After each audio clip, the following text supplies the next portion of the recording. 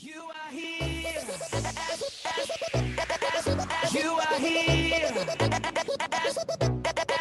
You are here. You are here. You are here. You are here. You are here.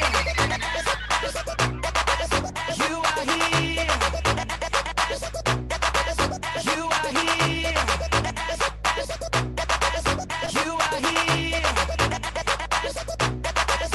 You are here. We lift you up.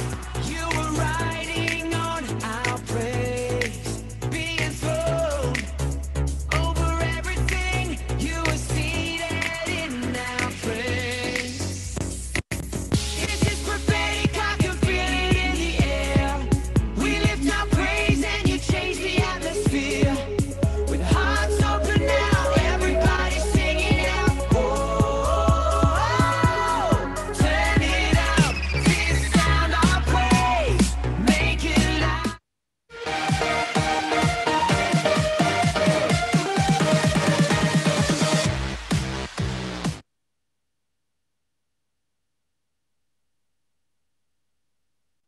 Selamat pagi, Bapak, Ibu, saudari-saudara sekalian.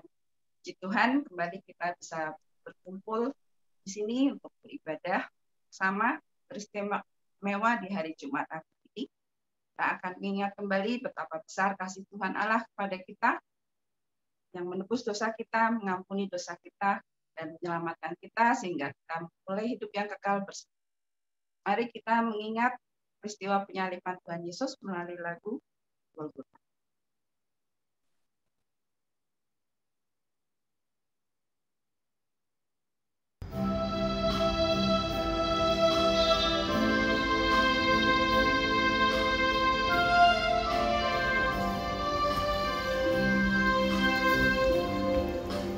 Di Golgota,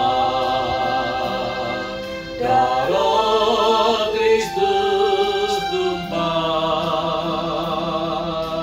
menyucikan dosa pikiranku, menyucikan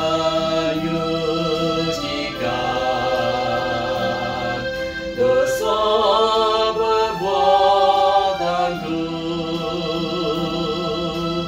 Oh, darahnya yang hapuskan dosaku.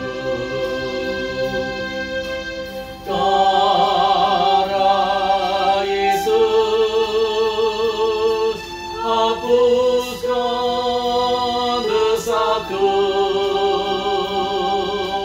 Darah Yesus hidupkan kita. Darahnya tertumpah menjadi jalan selamat. Di Golgota.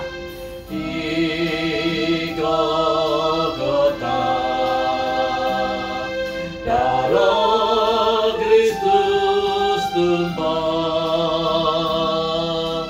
menyucikan dosa di hatiku, menyucikan dosa langkah saya. Oh, darahnya yang hapuskan dosaku. Darah Yesus hapuskan dosaku.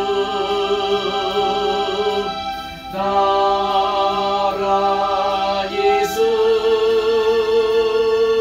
hidupkan kita. Darahnya tertumpah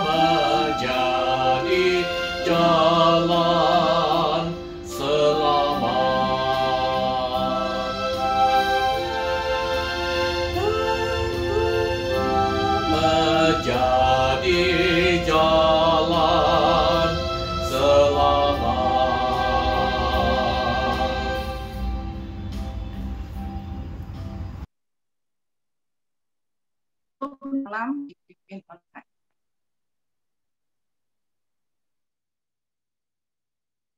Kebaktian Jumat Agung pada pagi hari ini, kita mulai dengan pengakuan bahwa pertolongan kita datangnya daripada Tuhan yang menciptakan langit, bumi, dan segenap isinya, yang di dalam kasih dan kesetiaannya tidak pernah meninggalkan perbuatan buah tangannya. Turunlah atas saudara sekalian anugerah dan sejahtera dari Allah Bapa, Putra, dan Roh Kudus. Amin. Gloria Patri. Mulia bagi Bapa, bagi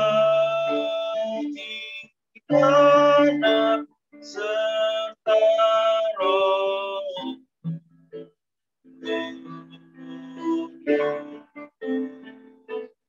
dari permulaannya sekarang dan akan jadi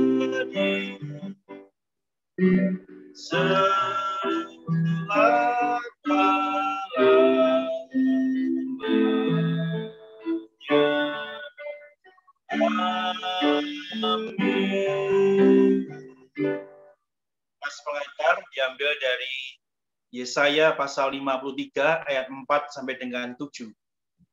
Tetapi sesungguhnya penyakit kitalah yang ditanggungnya, dan kesengsaraan kita yang dipikulnya. Padahal kita mengira dia kena tulah, dipukul dan ditindas Allah. Tetapi dia tertikam oleh karena pemberontakan kita. Dia diremukkan oleh karena kejahatan kita. Ganjaran yang mendatangkan keselamatan bagi kita ditimpakan kepadanya. Dan oleh bilur-bilurnya kita menjadi sembuh. Kita sekalian sesat seperti domba. Masing-masing kita mengambil jalannya sendiri. Tetapi Tuhan telah menimpakan kepadanya kejahatan kita sekalian. Dia dianiaya, tetapi dia membiarkan diri ditindas dan tidak membuka mulutnya. Seperti anak domba yang dibawa ke pembantaian. Seperti induk domba yang keluh di depan orang-orang yang menggunting bulunya. Ia tidak membuka mulutnya. Amin, amin, amin. Amin.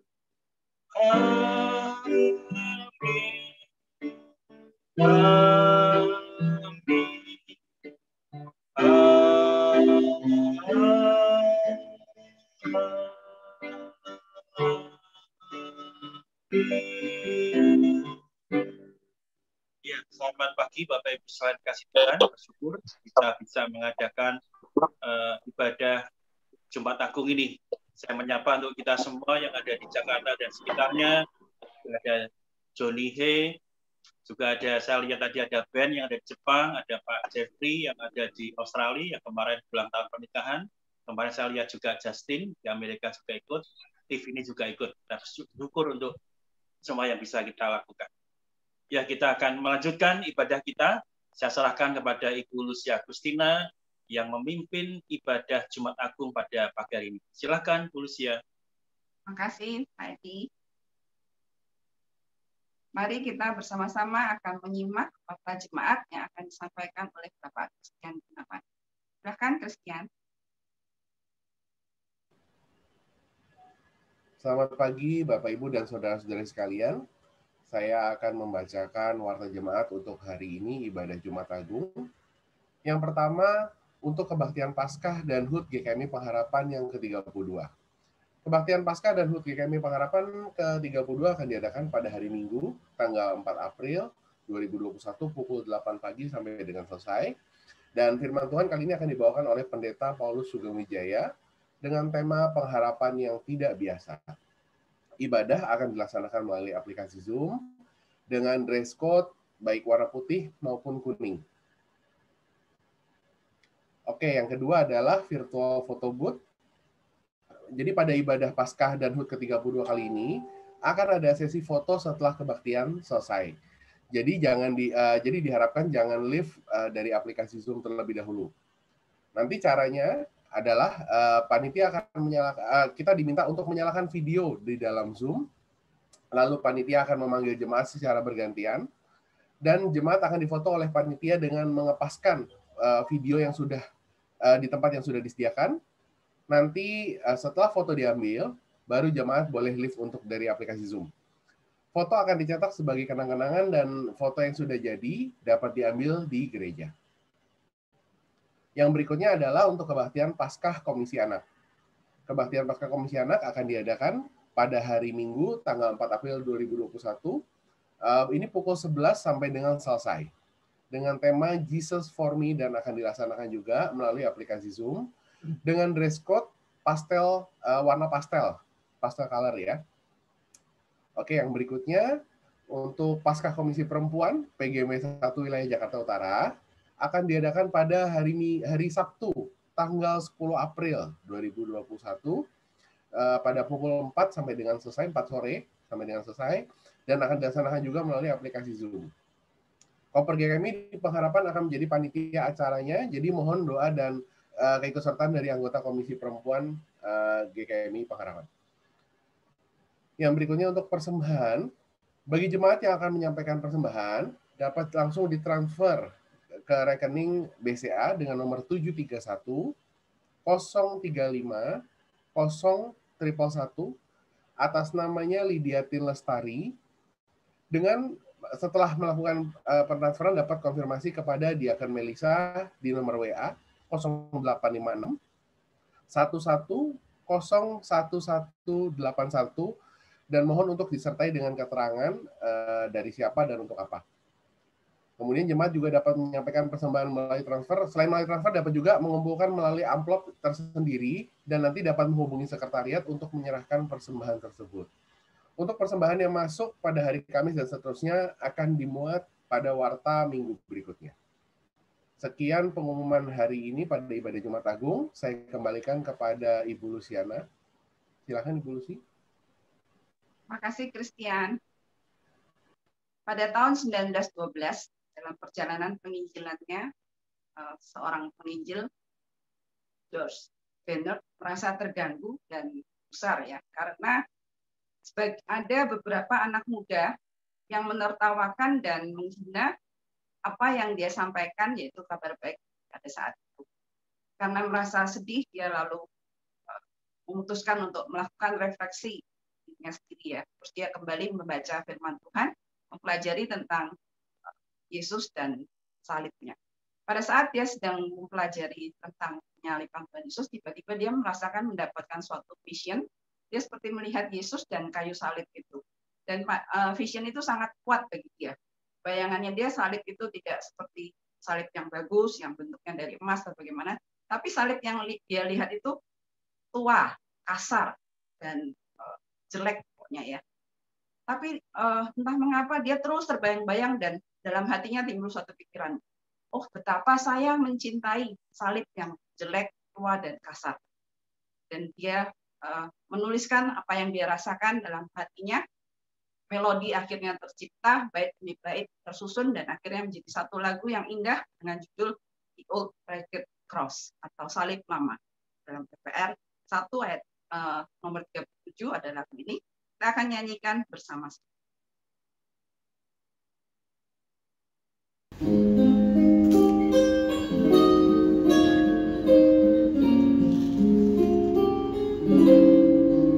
Jauh di atas bukit, nama salib lama, lambang sengsara dan hilang. Tempat Yesus mati untuk menyelamatkan sekalian yang hancur hatinya. Ku cinta akan salib lama, hingga waktu ajalku tiba. Ku pegang salib saja,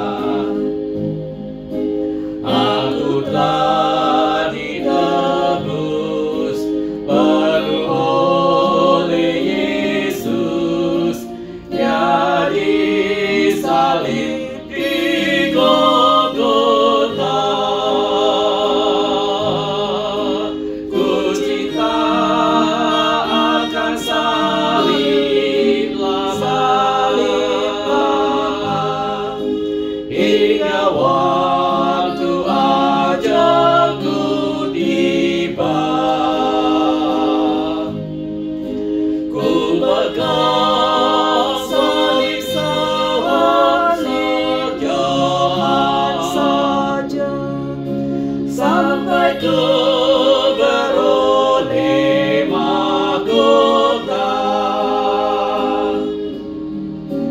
Pada salib itu nyata telah tertumpah darah Kristus yang suci, mencucikan hati kelaku alami, kebahagiaan sejati.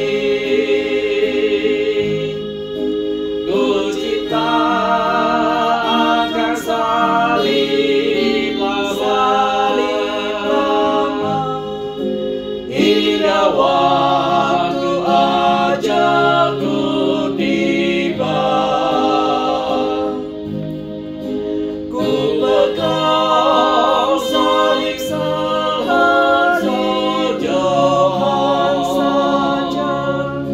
sampai ku beroleh mahkota.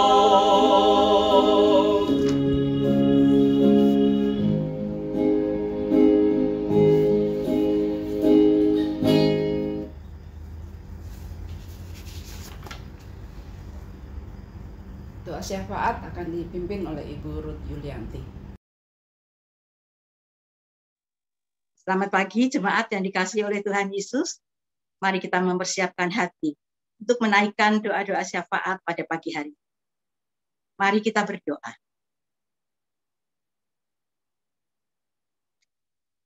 Bapa di surga, kami bersyukur untuk pagi hari ini. Tuhan memberikan hari yang baru. Kami boleh bangun dengan tubuh yang segar kembali. Sepanjang malam kami boleh beristirahat dengan nyenyak. Kuduskan hati kami Bapa. Ampuni segala salah dosa yang telah kami lakukan. Sehingga kami boleh menghadap tahta kemuliaan-Mu Bapa. Dengan menaikkan doa-doa syafaat.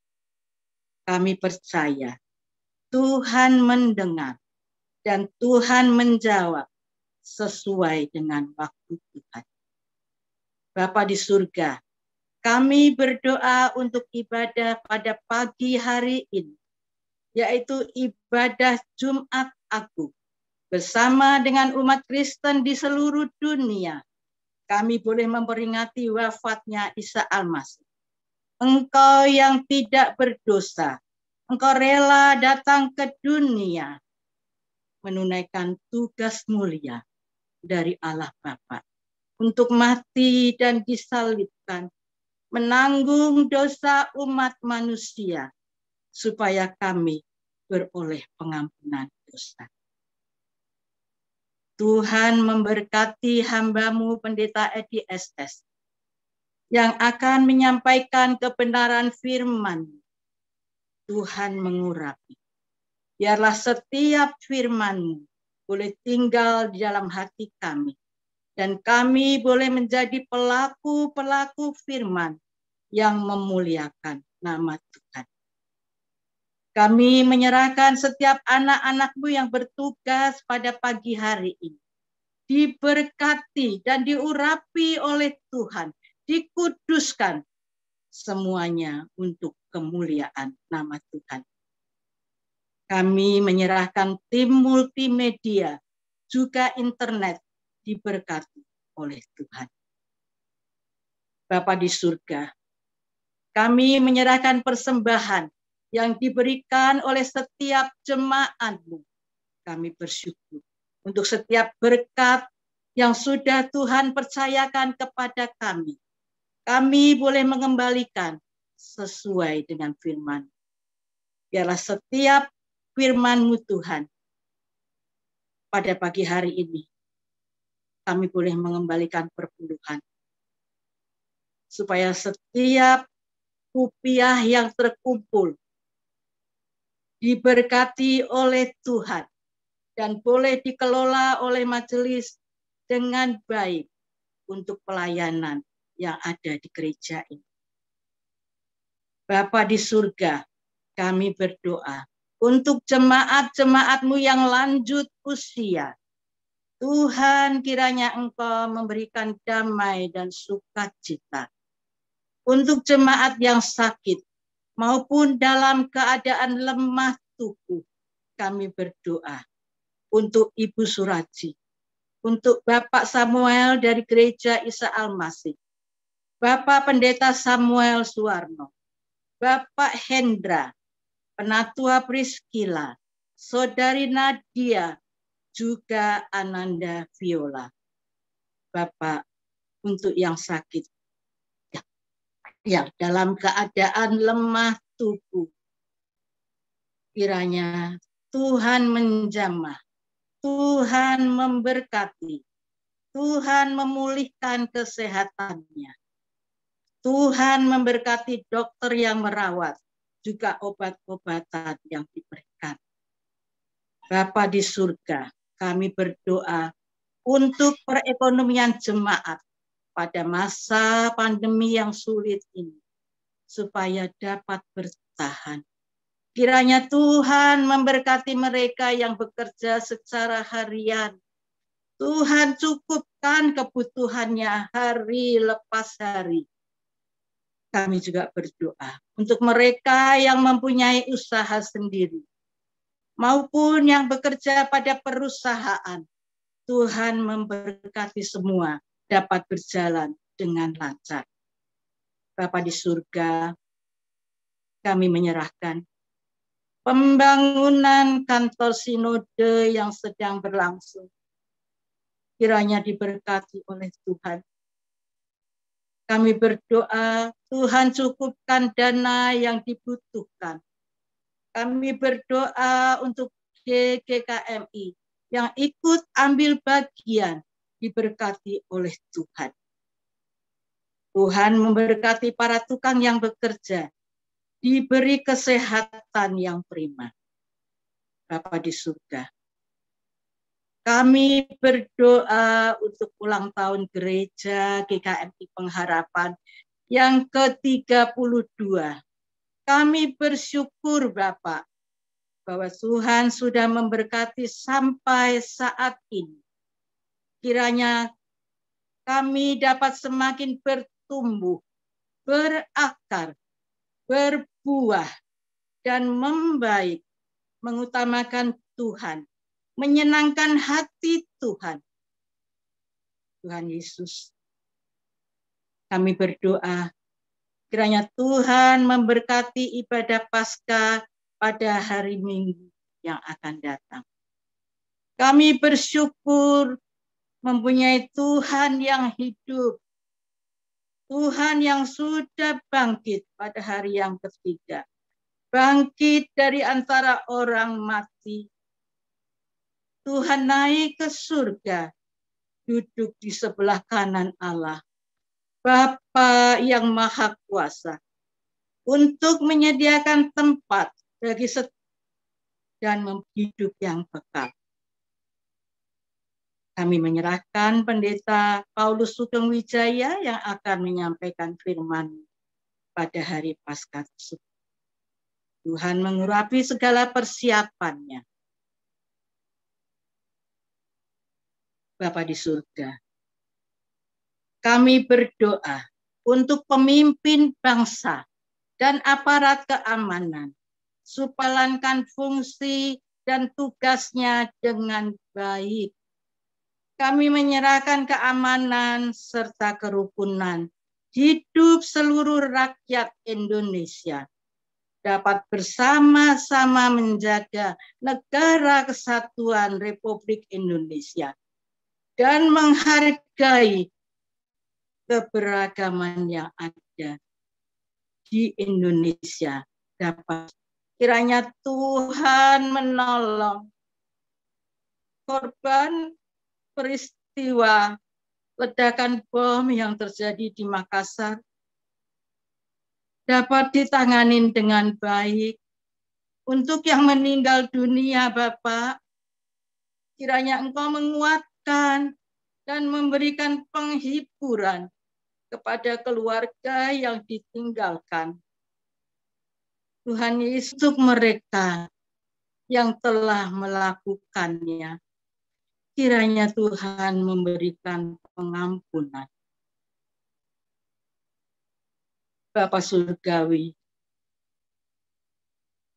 kami berdoa untuk bangsa Indonesia dan negara-negara lain di dunia yang terdampak oleh pandemi corona, baik dalam keadaan pertumbuhan ekonomi, dapat segera dipulihkan melalui vaksin yang sudah diberikan, dapat bekerja dengan baik. Kami mohon tidak akan terjadi hal-hal yang tidak diinginkan setelah vaksin ini diberikan. Semoga protokol kesehatan yang telah ditetapkan oleh pemerintah. Tuhan Yesus, kami mohon supaya pandemi ini dapat segera berakhir. Kami berdoa Tuhan untuk penyebaran virus corona, pengobatan terhadap pasien yang positif COVID, untuk tugas menghadapi pasien COVID tersebut. Kami berdoa untuk peralatan yang dipakai. Kiranya semua diberkati oleh Tuhan. Bapa di surga, kami menyerahkan semua doa ini ke dalam tangan pengasihan-Mu, Bapa yang di surga. Dikuduskanlah nama-Mu, datanglah kerajaan. Jadilah kehendak-Mu di bumi seperti di surga. Berikanlah kami pada hari ini makanan kami yang secukupnya, dan ampunilah kami akan segala kesalahan kami, seperti janganlah membawa kami ke dalam pencobaan, tetapi lepaskanlah kami daripada yang jahat. Karena Engkau-lah yang mempunyai kerajaan dan kuasa dan kemuliaan sampai selama-lamanya. Amin.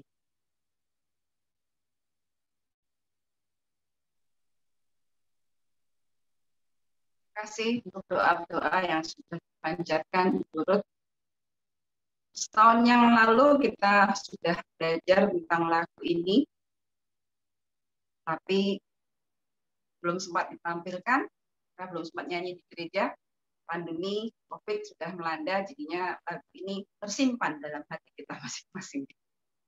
Via Dolorosa, lagu yang menggambarkan perjalanan Yesus ke kayu salib, bagaimana dia dihina, tapi karena kasih karunia Tuhan, dia bersedia menjalani. Pujian Via Dolorosa.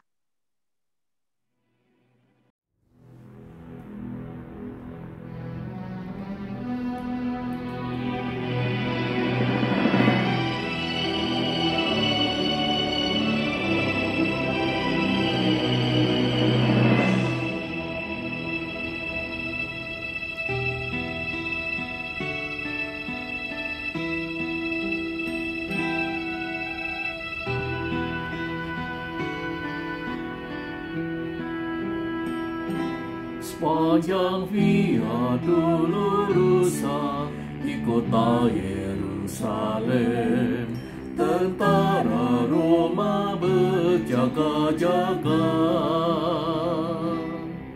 Orang berdesak ingin melihat terhukum ke Kalvari.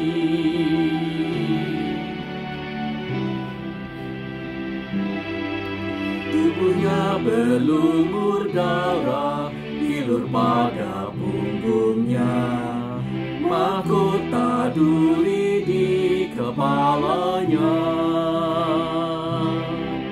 ditanggungnya ejekan dari semua orang yang membencinya. Sepanjang Via Dolorosa, jalan penderitaan, bagai domba datang Mesias Raja,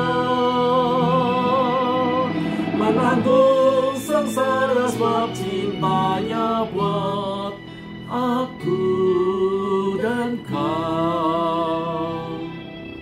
Sepanjang Via Dolorosa menuju ke Kalvari,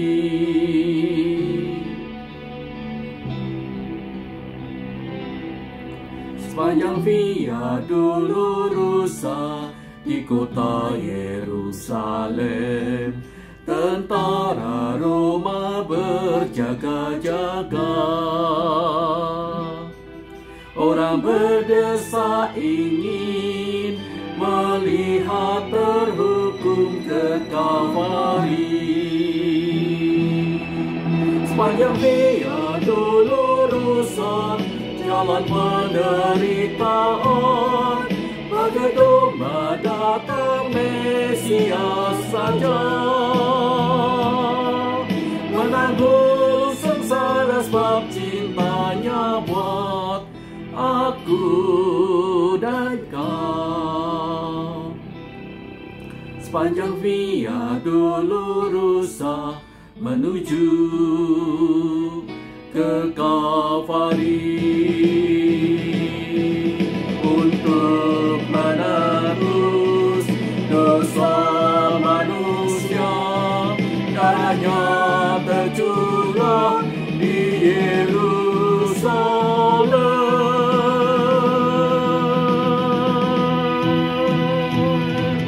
Sepanjang Via Dolorosa, jalan penderitaan, bagai domba datang Mesias Raja, menanggung sengsara sebab cintanya buat aku dan kau. Sepanjang Via Dolorosa menuju ke Kalvari.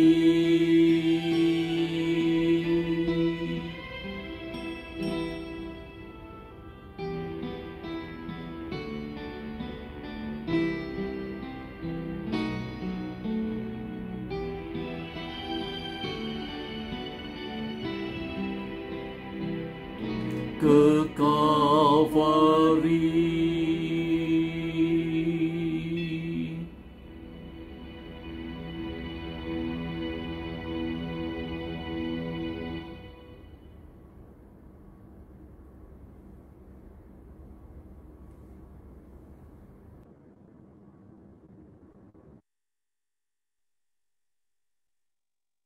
Berikutnya kita akan masuk dalam doa persiapan firman dan bacaan Alkitab yang akan dipandu oleh Bu Indrawati. Silahkan Ibu. Terima kasih Ibu Lucy. Selamat pagi kepada Bapak, Ibu, dan saudara-saudara sekalian. Sebelum pembacaan firman Tuhan pada pagi hari ini, dan juga sebelum kita mendengarkan akan firman yang akan dibawakan oleh Bapak Pendeta Edi SS, terlebih dahulu kita akan berdoa bersama-sama. Mari kita berdoa. Bapa yang kami kenal di dalam nama Tuhan kami Yesus Kristus. Terima kasih Tuhan. Pada pagi hari ini, kami jemaat-Mu bersama-sama untuk datang ke hadirat-Mu melalui Zoom, untuk dapat mendengarkan yang akan dibawakan, diberitakan oleh Bapak Pendeta Edi SS. Kami mohon ya Tuhan, kiranya firman-Mu yang akan diberitakan oleh Bapak Edi SS. Tuhan, sebelumnya kami juga berdoa untuk Bapak Pendeta Edi SS, Tuhan. Tuhan berkati Bapak Pendeta Edi SS dalam membawakan firman-Mu ya Tuhan. Dan juga Tuhan kami mohon kiranya Tuhan akan mengurapi beliau agar setiap firman yang diberitakan dapat menjamah setiap hati kami masing-masing. Dan juga Tuhan agar firman-Mu yang akan diberitakan dapat memberkati setiap kami yang mendengarkan. Tuhan, kami mau Tuhan, kami rindu Tuhan untuk dapat melakukan firman-Mu. Kami rindu Tuhan untuk dapat selalu memuliakan nama-Mu.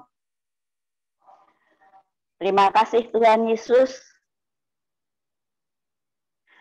Di dalam nama Tuhan kami Yesus Kristus.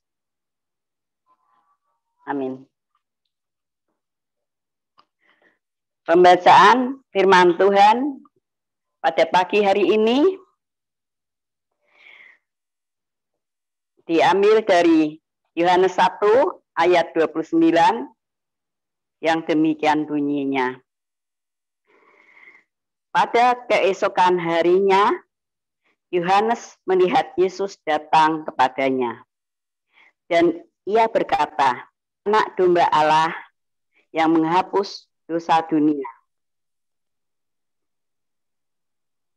Sekian pembacaan firman Tuhan. Nah, saya akan serahkan kepada Bapak Edi SS. Silakan Bapak Pendeta Edi.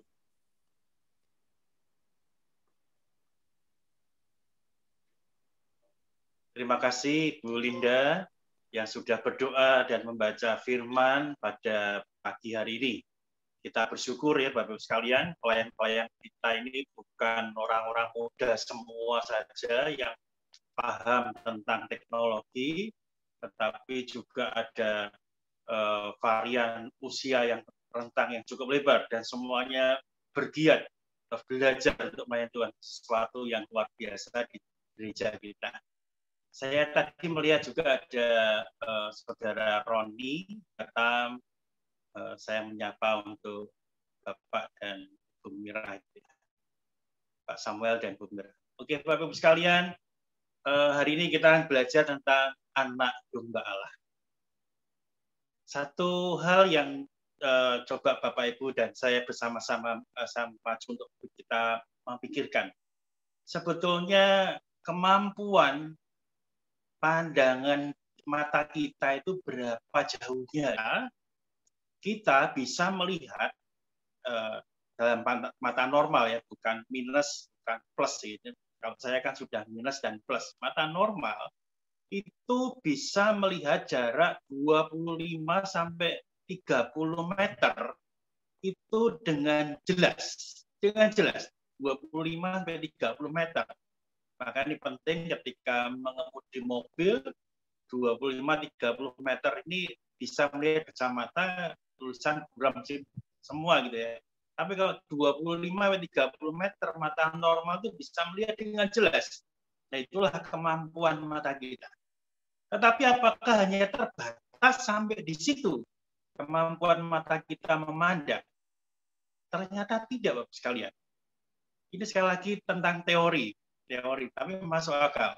Andaikan bumi itu datar, dibuat datar semua, dan kemudian ada yang menyala dari sini ke mana, Cikarang, orang nggak tahu sini ke BSD gitu ya, 50 km, itu kita bisa melihat nyala lilinnya.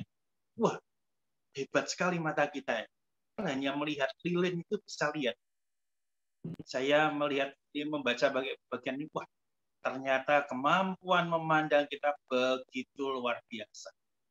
Tapi apakah sampai di situ? Ternyata tidak. Bagaimana kita matahari, tapi kita kan nggak boleh melihat langsung. Matahari itu jaraknya yang saya tahu 150 juta kilometer. Dan itu kita bisa melihatnya. Wow. Jadi pertanyaannya, sesungguhnya jarak pandang mata kita melihat itu berapa jauhnya? Sampai sekarang mungkin nggak ada yang tahu. Karena matahari yang jauh segitu pun kita bisa melihat. Asal memang matahari itu terang gitu, jadi kita bisa melihat. Tapi kalau gelap kan kita nggak kelihatan. Kita kalahnya dengan gelap. Tapi kalau matahari yang terang kita nggak. Jadi seberapa jauh kita bisa melihat? Mungkin jawaban saya adalah tidak terbatas. Tidak terbatas. Cara Tuhan membuat mata kita itu begitu luar biasa. Nah, konteks kita hari ini adalah bagaimana Yohanes, yang disebut Yohanes Pembaptis, di awal-awal pelayanannya, dia berkata, lihatlah anak domba Allah yang menghapus dosa dunia. Ini satu hal yang luar biasa sungguhnya yang dilakukan oleh Yohanes Pembaptis, yang disebut itu pendahulu dari Yesus. Dia mengingatkan kita di dalam pelayannya, dia membaptis orang-orang itu. Dia mengingatkan pada satu hal. Lihatlah anak domba Allah yang menghapus dosa dunia. Ini bukan ditujukan kepada dirinya, tetapi kepada Yesus. Jadi kalau kita bicara konteks Yohanes pasal 1, ya disitulah Yesus juga dibaptis oleh Yohanes. Tapi Yohanes mengatakan dia sangat tidak layak untuk melakukan hal itu. Ketidaklayakan itu ditunjukkan dengan satu kalimat besar menurut saya. Lihatlah anak domba Allah yang menghapus dosa dunia. Yohanes Pembaptis melihat jauh yang tidak terbatas dan mengerti persis siapa Yesus. Jika dia mengatakan, ini bukan sekedar cuma lihat begitu aja, tapi Yohanes Pembaptis sudah mengerti siapa Yesus. Nah, kita diajak bersama-sama untuk melihat siapa Yesus itu. Mungkin selama ini yang kita kenal, ya kita belajar bersama-sama di dalam ibadah kita, ataupun PA, ataupun acara-acara lainnya. Kita kan sedang merayakan Jumat Agung. Siapa yang digantung di kayu salib, dipaku di kayu salib, dia Yesus. Kita melihat, mata kita mampu sampai di situ. Oke, itu bagus. Tapi bagaimana kedalaman yang lebih daripada itu? Sejauh berapa jauh kita mampu memandang Yesus? Bukan sampai ada di titik dia hanya mati di kayu salib. Nah, dari satu ayat ini kita akan belajar 3 hal. Yang pertama adalah gelar yang diberikan kepada Yesus. Jadi Yohanes Pembaptis mengatakan anak domba Allah. Anak domba Allah ini sangat menarik Bapak sekalian. Inilah tema kita. Anak domba Allah. Bukan anak domba saja, tetapi anak domba Allah. Frasa anak domba Allah ini memang sangat tidak umum pada waktu itu. Anak domba Allah. Kalau anak Allah itu juga tidak umum, tetapi lebih masuk akal. Tapi sekarang anak domba Allah. Setidaknya ada 3 bagian, 3 hal yang ingin diingatkan oleh Yohanes Pembaptis pada kita sekarang yang membaca ayat itu dengan 3 hal, yaitu pertama bahwasanya anak domba Allah itu adalah tidak bersalah. Tidak bersalah.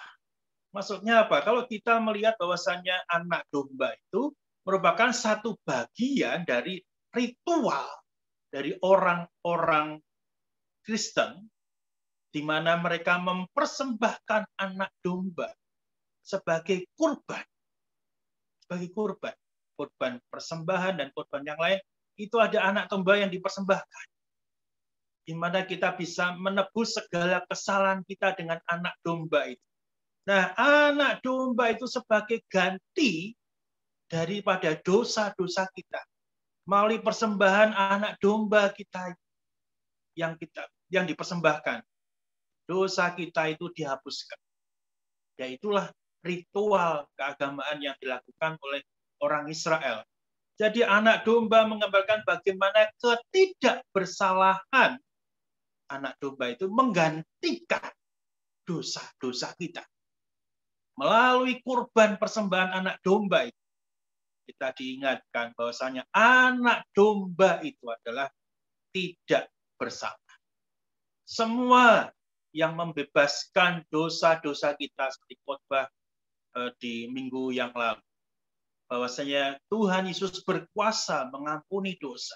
Tapi hari ini kita diingatkan lagi melalui lambang anak domba Allah. Yesus adalah pribadi yang tidak bersalah atau tidak berdosa. Tapi hal kedua yang kita bisa dapat dari anak domba Allah adalah kelembutan dan kesabaran. Jadi bukan sekedar lambang itu yang tidak bersalah, tetapi kita dicoba untuk melihat lebih dalam lagi, lebih jauh lagi, ada kelembutan dan kesabaran di dalamnya. Mari kita lihat Yesaya 53 ayat 7 yang akan dibacakan oleh Ibu Lindawati. Silakan Ibu Linda. Yesaya 53 ayat 7. Dia dianiaya, tetapi dia membiarkan diri ditindas dan tidak membuka mulutnya, seperti anak domba yang dibawa ke pembantaian, seperti induk domba yang keluh di depan orang-orang yang menggunting bulunya. Ia tidak membuka mulutnya. Sekian. Terima kasih Bu Linda. Bapak Ibu sekalian, tadi nats pengantar saya ambil dari Yesaya 53 ayat 4 sampai dengan 7. Ini satu bagian yang coba kita lihat lebih dalam. Karena Alkitab semakin kita lihat lebih dalam, semakin tidak terbatas. Kita sungguh kaya dan kita diberkati. Kita membaca Alkitab satu kali bukan berarti kita mengerti kedalamannya. Berapa kali kita membaca Alkitab, kita akan terus menemukan kedalaman-kedalaman daripada Alkitab. Maka Bapak Ibu sekalian, saya mengajak Bapak Ibu, ayo kita membaca bersama-sama tiap hari satu pasal di Alkitab.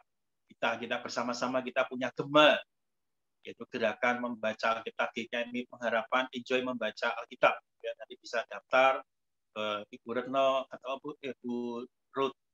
Kita akan bersama-sama menikmati pembacaan Alkitab kita tiap-tiap hari dan sesuai dengan renungannya. Ayo kita baca sama-sama. Nah, ketika kita melihat bagian ini, Yesaya 53 ayat 7. Dia dianiaya. Dia membiarkan diri ditindas. Perhatikan.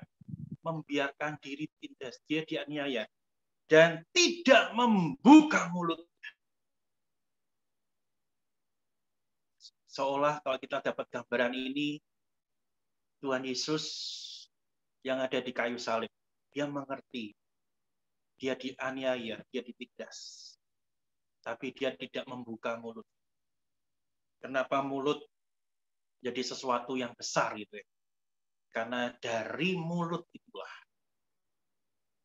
bisa terjadi kuasa yang besar. Tuhan melakukan mujizat, salah satunya juga dengan mulut. Sembuhlah, sembuh. Bangkitlah, bangkit. Dan terjadilah. Jadi ketika digambarkan anak domba yang tidak membuka mulutnya itu, bukan kebodohan. Memang anak domba digambarkan ini binatang yang bodoh. Tetapi mengerti bahwasanya Tuhan mampu melakukan segalanya ketika dia membuka mulutnya. Tapi dia menahan diri. Meskipun dia dianiaya dan dia ditindas. Betapa dia lembut dan sabar. Menghadapi semua yang terjadi di dalam dirinya. Di kayu salib itu. Dia dibawa, anak domba dibawa ke pembantaian. Seperti induk domba yang keluh di depan orang-orang yang menggunting bulunya. Ia tidak membuka mulut. Ketika anak domba-domba yang keluh itu dipotong bulu-bulunya, cuma diem saja. Meskipun mungkin dia protes, setelah dipotong bulunya dia akan kedinginan. Gimana nanti saya kedinginan? Tapi dia tetap menutup mulutnya. Dia tidak membuka mulutnya. Satu gambaran yang jelas bahwasanya anak domba Allah itu punya kuasa yang besar untuk mengalahkan, untuk menjatuhkan para penyiksa dan penindas. Tetapi dia lembut, dia sabar menghadapi itu semua. Bapak Ibu sekalian, gambaran anak domba Allah sungguh mengejutkan ketika semakin kita belajar. Dia tidak bersalah, dia juga lemah lembut, dia mempunyai kelembutan dan kesabaran. Tapi yang ketiga, dia adalah gagah dan penuh kuasa. Saya tidak menyebutkan teksnya karena terlalu panjang kalau dibaca, tapi nanti Bapak Ibu bisa lihat di rumah. Sekarang pun juga bisa dilihat Wahyu pasal 5 ayat 5 sampai 8. Wahyu pasal 5 ayat 5 sampai 8 itu disebutkan bahwasannya, lalu berkatalah seorang dari tua-tua itu kepadaku, jangan engkau menangis, sungguh singa dari Yehuda, yaitu tunas Daud. Dan berikutnya, kemudian ke-6, maka aku melihat di tengah-tengah tahta dan keempat makhluk itu dan tengah-tengah tua-tua itu berdiri seekor anak domba seperti telah disembelih, bertanduk 7 dan bermata 7. Wah, ini satu gambaran yang luar biasa. Anak domba. Ini satu penglihatan dari Yohanes. Perhatikan bahwasanya tanduknya 7. Domba itu nggak bisa apa-apa. Dia itu kalau boleh senjatanya ya seperti kambing itu, cuma tanduk aja. Tanduknya 7. Itu luar biasa. Dan matanya 7. Itu gambaran memang. Tapi kita melihat betapa sesungguhnya anak domba Allah itu punya kekuasaan yang besar. Gagah dan penuh kuasa.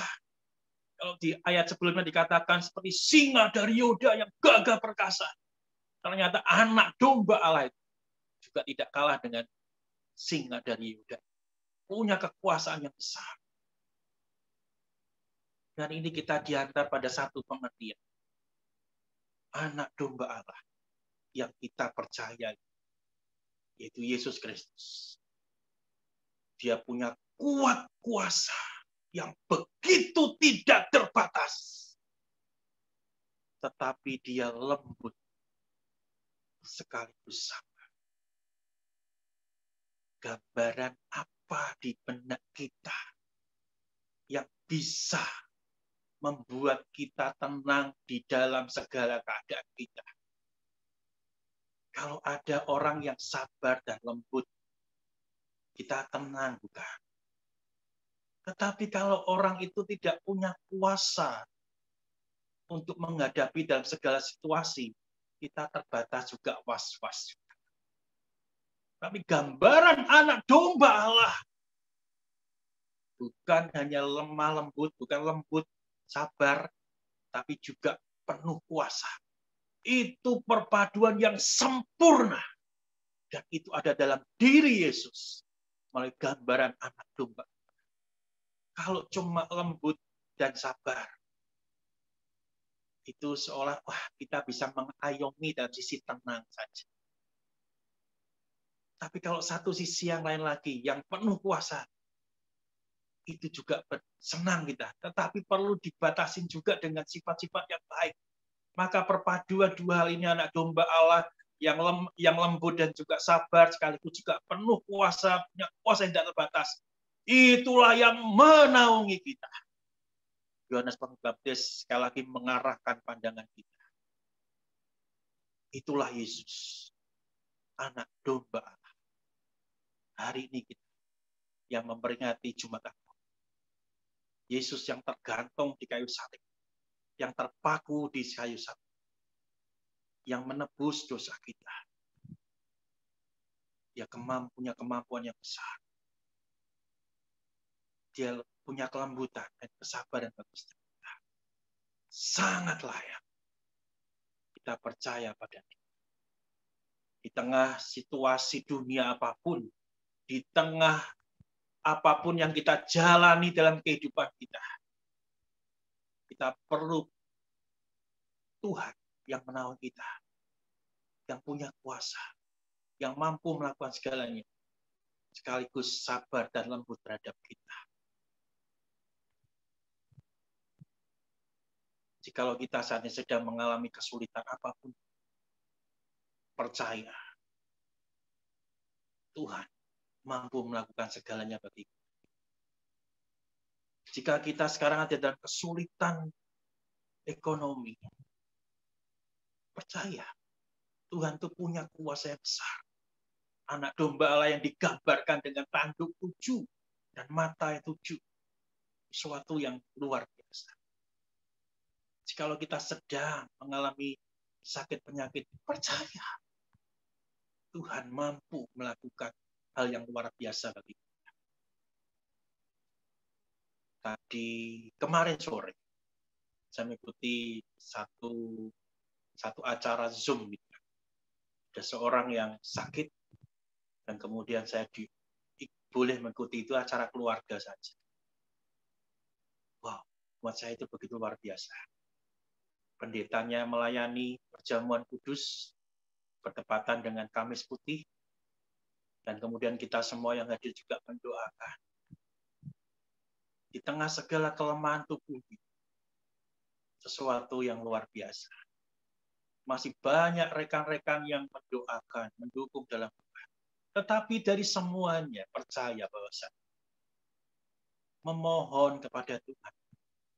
Tuhan yang penuh kuasa itu mampu melakukan segala.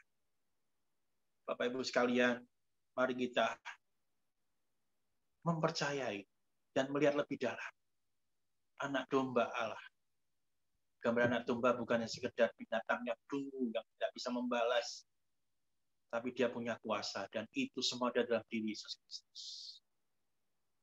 Bagian yang kedua, lihatlah anak domba Allah yang menghapus dosa dunia, yaitu pekerjaan dari Yesus.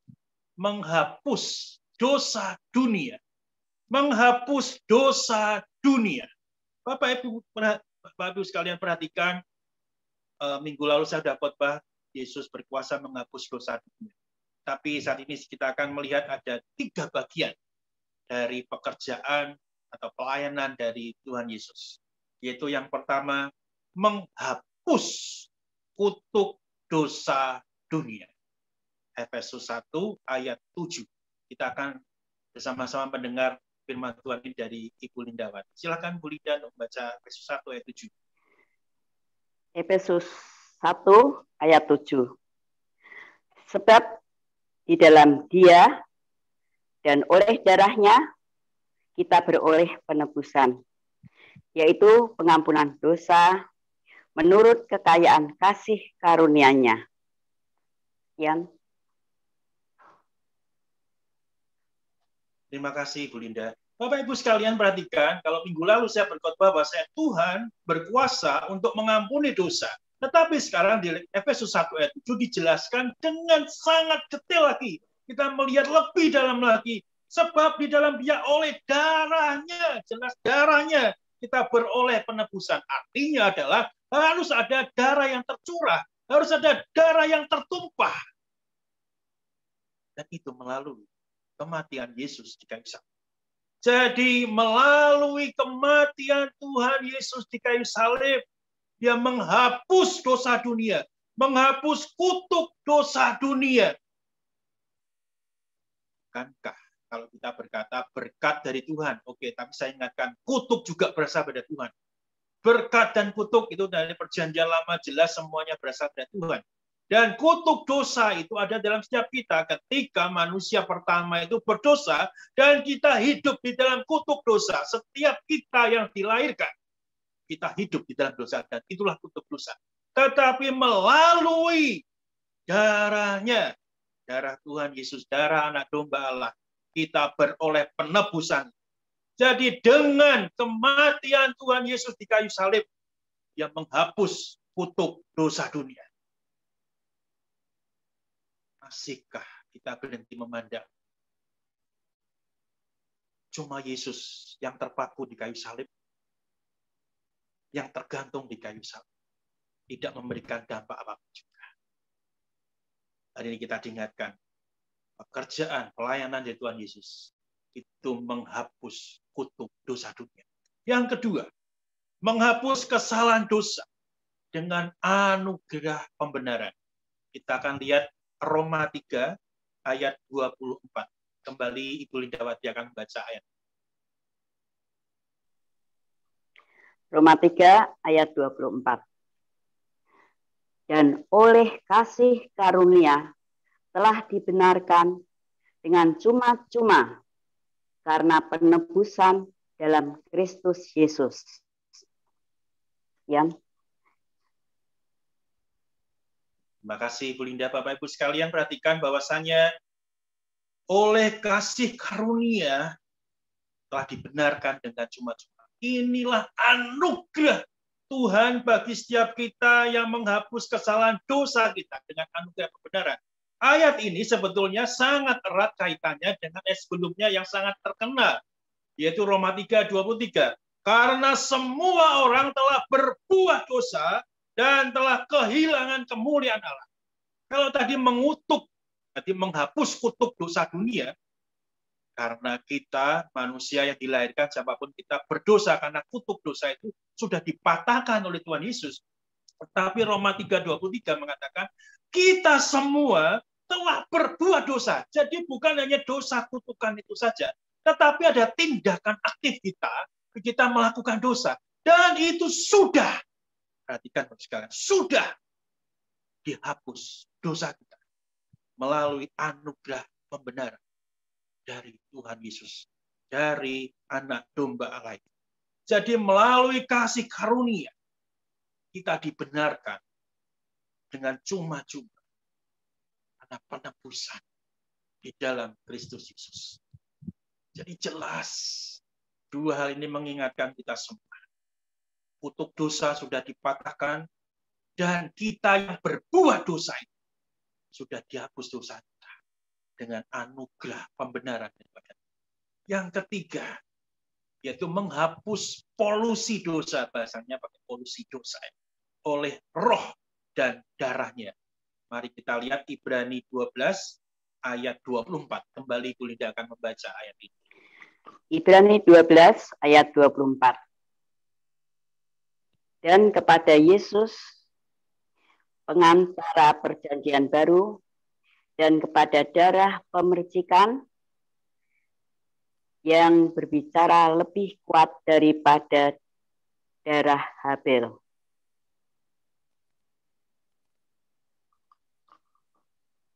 Sekian pembacaan firman Tuhan. Sekian pembacaan firman Tuhan. Saya menyebutnya dengan polusi dosa. Polusi dosa itu dihapus oleh roh dan darahnya. Kalau kita membaca tadi Ibrani 12 ayat 24 disebutkan bahwasannya darah pemercikan itu maksudnya adalah darah daripada anak domba Allah yang berbicara lebih kuat daripada Habel. Maksudnya apa? Ketika Kain membunuh Habel, Kain berdosa karena ada kutuk dosa dilahirkan oleh Hawa. Dia punya kutuk dosa dan dia melakukan dosa. Tapi tidak berhenti sampai di situ, kan? Bahwasanya bayang-bayang atau yang menyertai perjalanan dia adalah yang dilakukan dia ketika dia berdosa pada Habel. Habel sudah mati, tetapi polusi dosa menyertai Kain. Dan Kain sangat ketakutan. Bapak Ibu sekalian, sekali lagi saya mengingatkan, jangan main-main dengan dosa.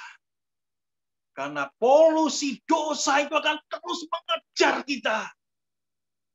Bukannya tindakan dosa, tapi polusi dosa itu ada beserta dengan kita. Dan kita bersyukur melalui pekerjaan atau pelayanan dari Tuhan Yesus. Dia menghapus polusi dosa itu. Bayang-bayang dari tindakan yang sudah kita lakukan yang di masa lampau, yang terus membayangi kehidupan kita. itu pun juga ditebus oleh Tuhan Yesus. Betapa luar biasanya anak domba Allah. Menghapus kutuk dosa. Menebus dengan anugerah pembenaran apa yang kita lakukan dalam dosa kita. Tapi dia juga menghapus polusi dosa kita. Wow. Dari hal ini kita melihat bahwasannya, lihatlah anak domba Allah yang menghapus dosa dunia. Kita semakin dibawa pada satu pemahaman yang lebih dalam. Kita melihat yang lebih dalam lagi. Nah, bagian yang ketiga yang terakhir. Perhatian yang dituntut, yaitu lihatlah. Jadi ayat itu kan berbicara lihatlah anak domba Allah yang menghapus dosa dunia. Kata lihatlah ini bukan sekali lagi bukan satu himbauan atau dilakukan syukur, enggak syukur tidak. Tapi lihatlah. Ini adalah satu kewajiban bagi setiap kita yang percaya Tuhan untuk melihat. Nah, mari kita lihat. Ada beberapa bagian dari lihatlah. Yang pertama, betapa rendahnya Tuhan Yesus itu membungkuk. Maksudnya merendahkan diri. Bapak Ibu sekalian perhatikan bahwasanya Tuhan ada di surga. Dia mau turun ke dunia. Wow. Dan kita diperlihatkan pada satu realitas. Betapa Tuhan itu merendahkan diri. Di dalam teks perjanjian baru yang lain. Dia mengosongkan dirinya. Dia merendahkan dirinya. Mampukah kita melihat bagian ini? Tuhan sungguh-sungguh merendahkan dirinya untuk kita.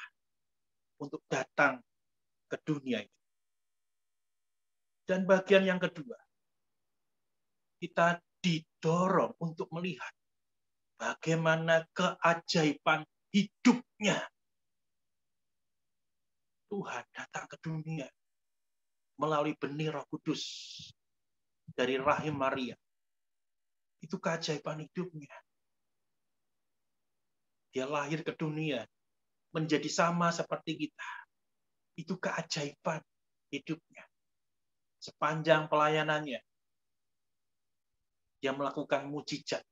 Itu keajaiban hidupnya. Tapi kita tidak boleh melupakan bahwa keajaiban hidupnya adalah juga ketika dia merelakan dirinya mati di kayu salib. Maka kita harus melihat penderitaan yang luar biasa di Getsemani. Bagaimana dia bergumul keras. Kalau boleh, cawan ini lalu daripada. Kita dituntun pada satu cara memandang yang jauh, yang tidak terbatas itu. Tuhan sungguh bergumul di Taman Getsemani. Di dalam segala doa yang dia naikkan. Sampai kelihatan seperti darah yang keluar dari tubuhnya. Demikian berat dia bergumul. Dan itu yang dilakukannya. Mampukah kita melihat penderitaan yang luar biasa di Getsemani? Dan mampukah kita melihat penderitaannya di kayu salib? Kurang lebih 3 jam. Dia tergantung di kayu salib. Sangat berat. Tapi sejak dia di Taman Getsemani, dia ditangkap. Kemudian disiksa sampai dia tergantung di kayu salib. Itu penderitaan yang sangat berat. Lebih berat lagi. Karena dia seharusnya tidak berdosa. Dia disalib menggantikan kita. Mampukah kita melihat Yesus yang tergantung di kayu salib itu seharusnya kita yang tergantung karena dosa kita. Tapi Tuhan menggantikan kita. Memandang salibnya, maka kita akan melihat lebih dalam lagi. Ada Yesus yang mengasihi kita. Yesus yang membebaskan kita dari dosa. Dan kemudian kita juga diperhadapkan lagi untuk melihat kebangkitan dari kubur. Dan kita akan peringati nanti hari Minggu. Itulah kemenangan Tuhan Yesus. Sekaligus dia membuktikan dia tidak berdosa. Dia menang atas maut. Dia tidak berdosa. Dan dia bangkit dari kubur. Mampukah kita melihat kelima bagian ini? Lebih jauh. Lebih jauh. Lebih jauh. Dan lebih jauh lagi. Seperti tuntun oleh firman. Lebih dalam. Lebih dalam. Lebih dalam. Melihat dari kedalaman firman. Bapak, Ibu, Saudara-saudara yang dikasihi Tuhan. Tapi sekarang bagaimana? Lihatlah ini kita memandangnya. Kan dari Tuhan Yesus semua. Mampukah kita memandang dengan hormat dan kerendahan hati? Ini penting. Tuhan yang sudah merendahkan dirinya. Mengosongkan dirinya. Mampukah kita memandang dengan hormat dan rendah hati? Apakah kita memperlakukan salib itu? Ya sudah. Cuma begitu aja, nggak ada efeknya dalam kita. Kita menyia-nyiakan salib itu. Tapi kita diingatkan pada pagi hari ini. Mari kita memandang dengan hormat. Dan juga kerendahan hati. Tapi juga dengan rasa malu dan penyesalan. Maksudnya apa? Mari kita lihat Zakaria 12 ayat 10 yang akan dibacakan oleh Ibu Lindawati. Silakan Bu Lindawati. Zakaria 12 ayat 10. Aku akan mencurahkan roh pengasihan dan roh permohonan atas keluarga Daud dan atas penduduk Yerusalem, dan mereka akan memandang kepada Dia yang telah mereka tikam, dan akan meratapi Dia seperti orang meratapi anak tunggal, dan akan menangisi Dia dengan pedih seperti orang menangisi anak sulung.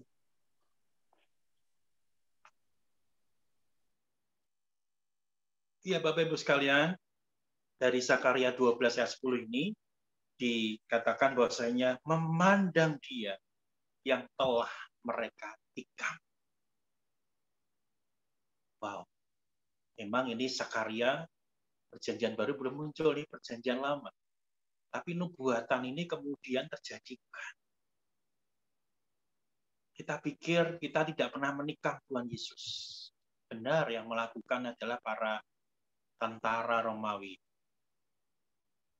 Tapi ketika kita berdosa, sesungguhnya kita sedang menikam Tuhan Yesus. Dan itu sekarang ditebus oleh Tuhan Yesus. Mari kita melihat salib Yesus. Anak domba Allah dengan rasa malu dan penyesalan. Karena kita telah menikamnya dengan dosa-dosa kita. Kita lari dari Dia. Kita sembunyi mendengar derap langkahnya. Kita melihat salib Yesus dengan rasa malu dan penyesalan. Dan yang ketiga, mari kita melihat dengan mata iman. Mata iman ini yang memampukan kita untuk memandang lebih jauh. Bahwasanya kita tidak berhenti sampai di dunia ini saja.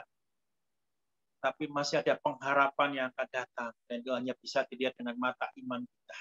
Melalui Alkitab yang Tuhan sediakan bagi kita. Selain itu kita juga memandang dengan rasa syukur. Rasa syukur. Betapa Tuhan sungguh mengasihi kita. Tapi juga penuh kasih sayang dan kesukacitaan. Maksudnya setelah kita membuat rasa syukur, kita penuh kasih sayang dan kesukacitaan di dalam langkah hidup kita. Kita orang berdosa disayang, dan mari kita memandang anak domba Allah dengan penuh kasih sayang. Tuhan mengasihi. Dan tidak salah bukan kalau kita juga memandang Tuhan dengan penuh kasih dan kesukacitaan. Bapak Ibu sekalian kasih Tuhan, anak domba Allah. Lihatlah anak domba Allah yang menghapus dosa dunia. Kita sudah diberikan penjelasan firman Tuhan. Mari kita memandang lebih dalam. Maka ada 3 dorongan yang bisa sampaikan pada Bapak, Ibu, saudara-saudari sekalian. Yang pertama, semua manusia itu berdosa. Harus melihat anak domba Allah. Siapa dari kita yang tidak berdosa? Dosa. Bahkan tadi saya sebutkan ada 3, kita ada kutub dosa, kita melakukan dosa, dan ada polisi dosa. Dan sekarang kita harus melihat anak domba Allah. Kita mungkin sesat saat ini. Kita jauh pada Tuhan, kita sembunyi pada Tuhan. Tapi mari kita melihat anak domba. Dan kemudian seluruh umat manusia akan melihat dia pada hari terakhir. Perhatikan Bapak Ibu, saudara-saudari sekalian. Pada hari terakhir itu anak domba Allah, anak manusia. Semua kita akan melihat dalam kemuliaan. Kalau kita mengatakan yang bagian kita, dalam kemuliaan. Selama-lamanya kita akan bagi kita yang percaya. Masihkah kita mau jauh daripada itu? Ada kisah yang cukup menarik sekalian. Kisahkan ada 2 orang yang sedang berburu. 2 orang yang sedang berburu. Dan kemudian mereka bertemu dengan beruang yang besar. Dan mereka takut. Karena beruang besar itu, wow, itu ganas sekali gitu ya. Kemudian 2 orang ini secara refleks berlari ke arah yang berbeda. Jadi satu itu masuk ke gua, satu lagi naik ke pohon. Dan itu berdekatan. Jadi mereka cepat. Gitu. Nah, beruang ini nggak jauh. Jadi di depan gua itu atau sedikit nggak jauh daripada itu ada pohon besar. Satu naik pohon besar dan satu lagi masuk ke gua. Dan beruang itu ada di tengah-tengah. Mereka tinggal pikir aja mau masuk ke gua, beruangnya masuk ke gua yang kena satu orang itu mau naik ke pohon, satu akan kena gitu. Ya udah mereka nggak bisa apa-apa lagi selain sembunyi pada itu aja. Tapi kemudian orang di dalam gua itu keluar. Kemudian setelah keluar masuk lagi. Nah, yang satu temannya lihat, kenapa dia seperti itu? Dia orang tergesa-gesa itu keluar kemudian masuk lagi. Kemudian tidak lama lagi keluar lagi dan masuk lagi. Seperti orang bingung seperti itu. Dan kemudian ketiga kali keluar lagi dan masuk lagi. Dan kemudian teman yang ada di pohon itu berteriak, kenapa kamu keluar masuk itu berbahaya sekali. Kemudian dengan penuh ketakutan dan kebingungan, di dalam gua juga ada beruang. Wah, bagus sekalian, ternyata di gua juga ada beruang. Dia masuk ke dalam ada beruang, keluar ada beruang, makanya dia lari ke sana kemari dan bisa dilakukan lagi. Nah, Bapak sekalian, inilah gambaran dari kita yang berdosa, kita mencoba lari, tapi kenyataannya kita diperhadapkan pada satu realitas kita tidak bisa melarikan diri kemana-mana. Yang bisa kita lakukan adalah seperti yang disampaikan oleh Yohanes Pembaptis. Lihatlah anak domba Allah yang menghapus dosa dunia. Siapapun kita saat ini, baik Bapak Ibu, saudara-saudara sekalian yang menonton YouTube ibadah ini. Tuhan memanggil kita.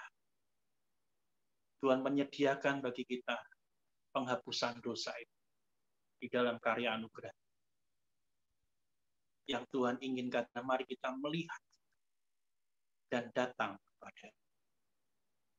Mengakhiri khotbah saya akan menyanyikan satu pujian yang saya tidak sebutkan di teks. Ada di PPR 1 nomor 146. Sungguh lembut suara Yesus. Saya mencoba akan menyanyikan semampu saya.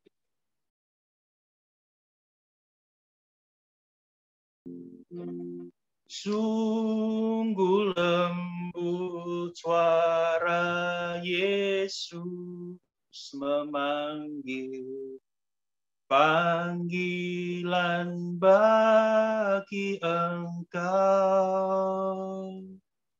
Lihatlah dia di pintu menunggu sambutan bagi engkau. Pulang, pulang,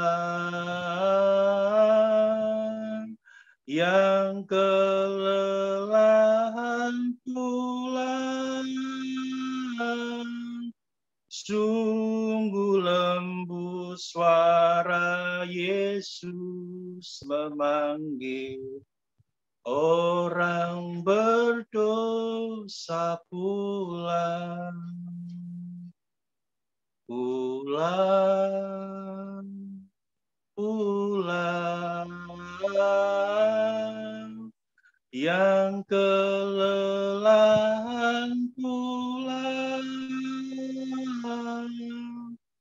Sungguh lembut suara Yesus memanggil orang berdosa pulang.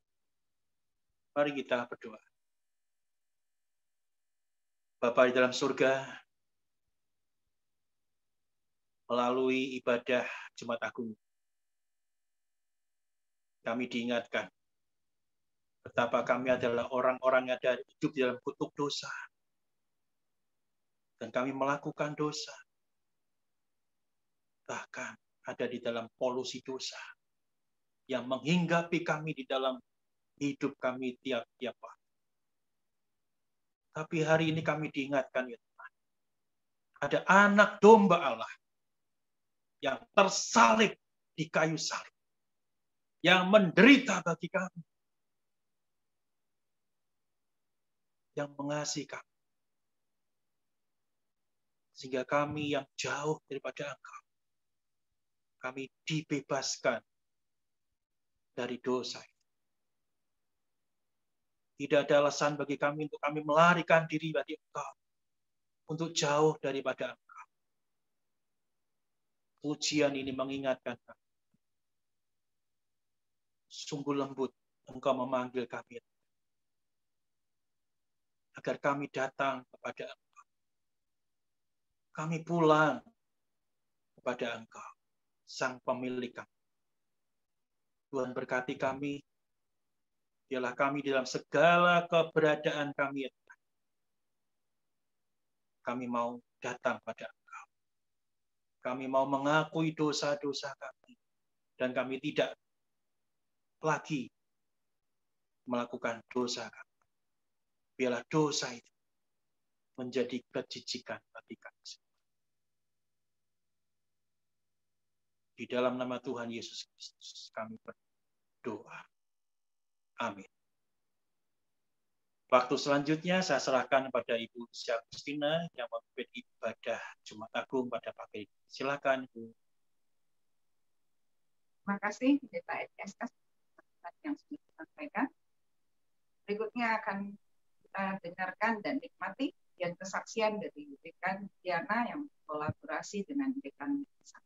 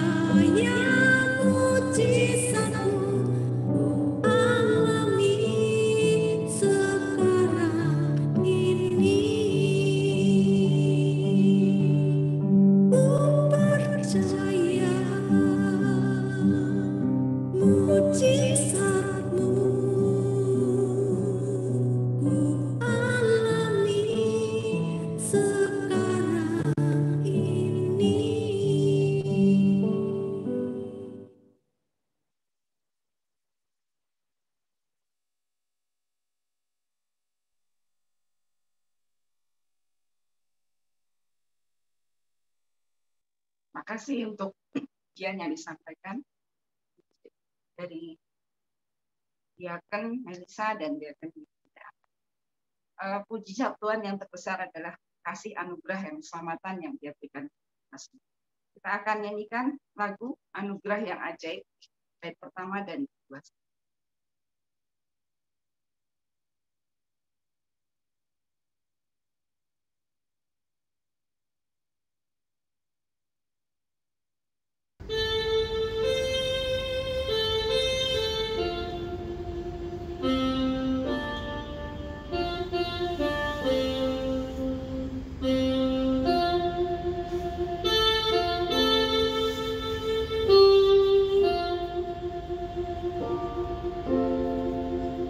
Sangat besar anugerah-Mu yang beri aku selamat. Ku telah hilang, Tuhan dapat ku tak sekarang lihat. Indahlah anugerah itu yang memberi sentosa. Ternyata pada hatiku waktu ku percaya,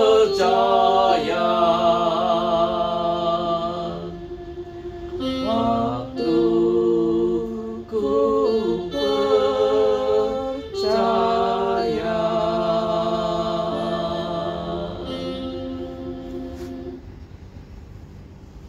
Komitmen pemuritan dan berkat rasuli akan disampaikan oleh Pendeta Edi SS. Sebagai jemaat Kristen yang ingin meneladani Kristus, marilah kita mengikrarkan komitmen pemuritan. Kami bersaksi bahwa tidak seorang pun dapat sungguh-sungguh mengenal Kristus, kecuali ia yang mengikutinya setiap hari dalam kehidupan. Dan sebagai bagian dari gereja yang am, malah bersama-sama dengan gereja-gereja di sepanjang segala abad dan tempat, kita mengikrarkan pengakuan iman rasuli. Aku percaya kepada Allah, Bapa yang Maha Kuasa, Khalik langit dan bumi, dan kepada Yesus Kristus anaknya yang tunggal Tuhan kita, yang dikandung daripada Roh Kudus, lahir dari anak darah Maria, yang menderita sengsara di bawah pemerintahan Pontius Pilatus, disalibkan, mati dan dikuburkan, turun ke alam maut. Pada hari ketiga, bangkit pula dari antara orang mati, naik ke surga, duduk di sebelah kanan Allah, Bapa yang Maha Kuasa. Dan dari sana ia akan datang kembali untuk menghakimi orang yang hidup dan yang mati. Aku percaya kepada Roh Kudus, gereja yang kudus dan am, persekutuan orang kudus, pengampunan dosa, kebangkitan orang mati, dan hidup yang kekal. Amin. Jemaat yang dikasihi dan mengasihi Tuhan, arahkanlah hatimu pada Tuhan dan terimalah berkat yang datangnya daripada Tuhan. Tuhan memberkati engkau dan melindungi engkau. Tuhan menyinari engkau dengan wajah-Nya dan memberi engkau kasih karunia. Tuhan menghadapkan wajah-Nya kepadamu dan memberi engkau damai sejahtera. Amin. Padalah dipuji. Kepada Allah semua makhluk hidup padanya ku beri pujian. Bapa, Anak, dan Roh Suci. Amin.